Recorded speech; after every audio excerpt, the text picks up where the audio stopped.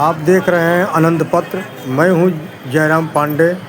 आज मैं उपस्थित हूं महाकुंभ मेला परिसर के स्थित देवरावा बाबा मंच के संयोजक रहे हैं राम बाबू बलिदास जी के पास, जो पर्यावरण विद भी हैं और देवरावा बाबा मंच के सेवादार भी हैं तथा पर्यावरण बचाने के लिए ये लोगों को जागरूक करने के लिए त्रिवेणी पेड़ लगा रहे हैं, पीपल, पाकर, बरगद आदि लगा करके।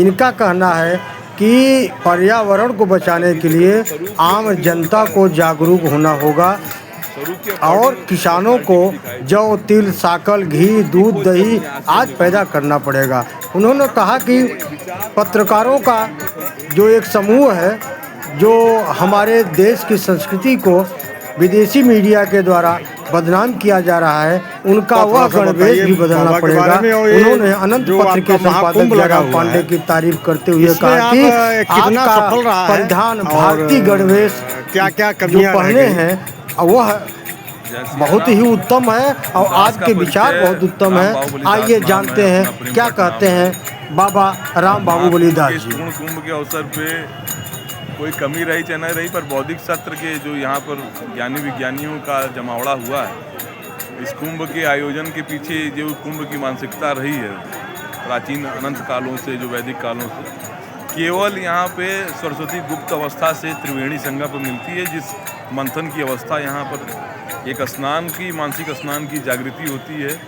उस कुंभ में किसी अलग तरह के विचारधारा का प्रवाह, हमारे देश का जो विचार भाव है, हमारे संतों का जो समगोष्ठी दर्शन था, वो शायद नए प्रेजेंट करके जो रिप्रेजेंटेटिव हैं मीडिया जगत के लोग, उन लोगों ने इसको थोड़ी कमी रख दी कि वो फतिंगा बाबा, फाइटर बाबा और इन बाबाओं का जो प्रस्तुतिकरण किया, वो छवि हमारी भारत की बाहर तक गई है और वर्ल्ड वाइड जा रही है।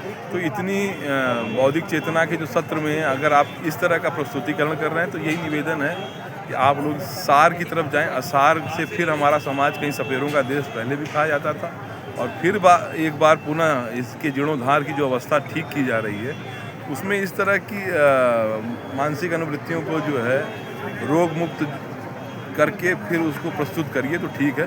पर इस मेले से मीडिया जगत के जो नेशनल लेवल की, हमारी राष्ट्रीय अंतर्राष्ट्रीय मीडिया जगत की जो छवि हमारे देश में इस समय बनी हुई है, उसमें ये लग रहा है मुझे कि बहुत ही चिंता और विषय इस चीज़ का है कि हम लोग जिस प्रकार से यहाँ जमा हुए हैं, भांति भांति कोटि कोटि के संतों का यहाँ समागम हुआ है, विचारकों का समागम हुआ है, उसका प्रस्तुतिकरण ना करते हुए अलग अलग विषयों पे, इस रेती पे जो सरस्वती गुप्त है उसका मंथन, और यहाँ जो आए हुए लोग हैं उनको समुद्र मंथन से निकले हुए रत्न का सही चेतन अवस्था में क्या क्या जीवन में करने वाला। बाबा एक चीज़ और पूछेंगे कि जो है यहाँ पे बहुत से जो है आया, लेकिन हमें देख रहे हैं इस रेलवे पुल के उत्तरी साइड में अभी भी जो है तमाम ऐसी व्यवस्था है जो कि नहीं हो पाई है क्लब वासियों के लिए, संस्थाओं के लिए। ऐसे लोग बहुत परेशान हैं। देखिए, जिनकी जिम्मेदारी है ये सब जो कार्य हो रहा है, ये बहुत बड़ा भव्य आयोजन कराना है, और इसके पीछे में जो लोग जिम्मेदार हैं उन्होंने भरसक प्रयास किए हैं। और इतना बड़ा विश्व का मेला है, ये यूनिवर्स में इतना बड़ा जो है शायद कोई मेला है जो फेस्टिवल नहीं होता हो। तो थोड़ी मोड़ी अगर सरकार की कहीं कमी रह गई है तो उसको हमको ठीक करते हुए अपने को सहयोगात्मक उनके साथ में रहते हुए। बाबा आप तो पर्यावरण प्रेमी हैं, पर्यावरण का तो हमेशा संदेश देते रहे, चूँकि देवरावा बाबा के आप जो है उनकी सेवा में लगे हुए हैं बचपन से लेके आज तक।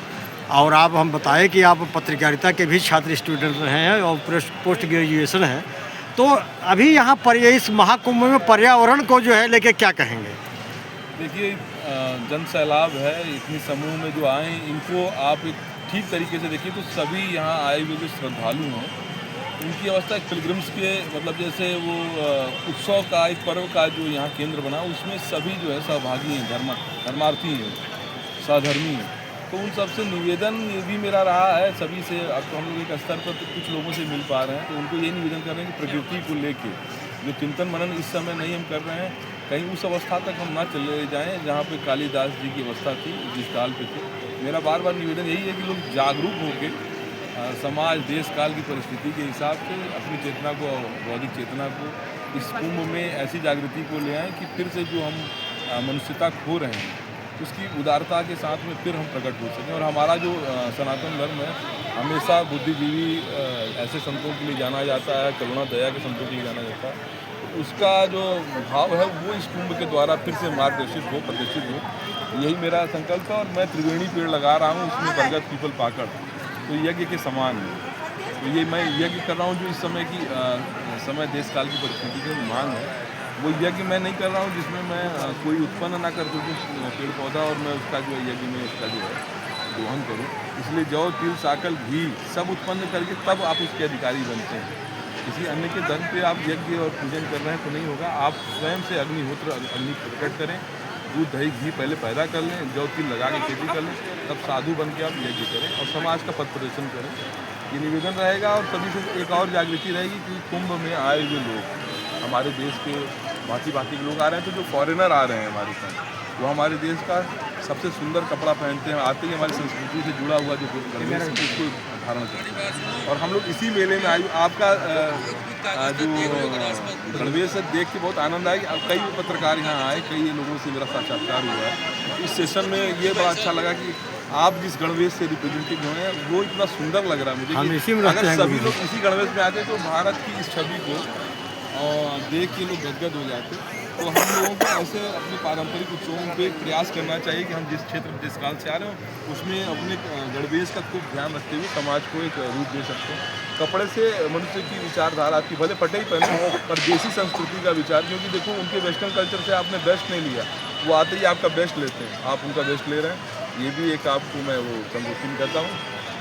आनंद पत्र आपका आभार प्रकट करता है गुरु जी।